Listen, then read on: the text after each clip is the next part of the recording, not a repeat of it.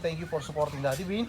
At yung mga pullets na pamimigay natin is piniprepared ko lang kasi napakadami po kasi hindi naman po lahat pwede kong piliin.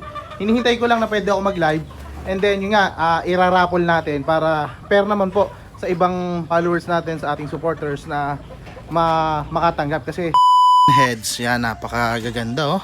Gusto ko yung mga batikan na yan, nakakatuwa oh. Yan mga idol oh. So maganda yung pasok ng bagong taon natin kasi meron tayong blessing na natanggap mula kay Papa God. At ito nga yung mga blessing na yon. At so yung mga idol, hinihintay na nga lang din pala natin mitlog yung ating mga breeder. So yan, dito tayo sa ating galing tayo sa loob ng ating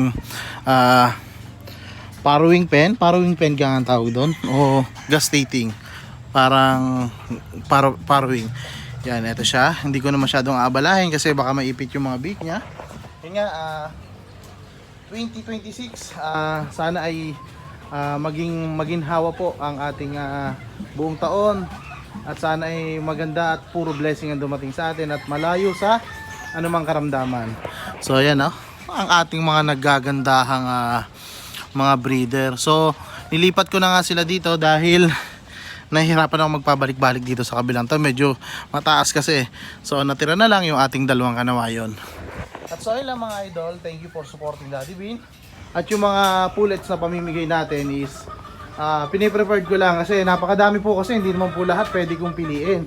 Hinihintay ko lang na pwede ako mag-live and then yun nga, iraraffle natin para pair naman po sa ibang followers natin, sa ating supporters na makatanggap kasi mahirap naman po yung basta lang pipili, lahat naman po ay nakasuporta at nanonood. Kaya ang gagawin po natin is iraraffle po natin.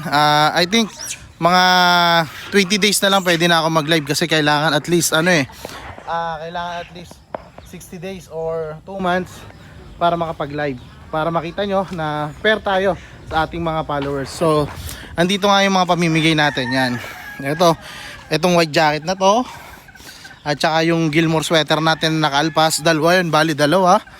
And then meron pa nga ditong nagmamalatuba. Ayan. At saka ito, medyo may pagka blue face kasi itong isang to. Ayan. Sinamahan ko lang ng ganador para hindi sila mag-away-away sa loob.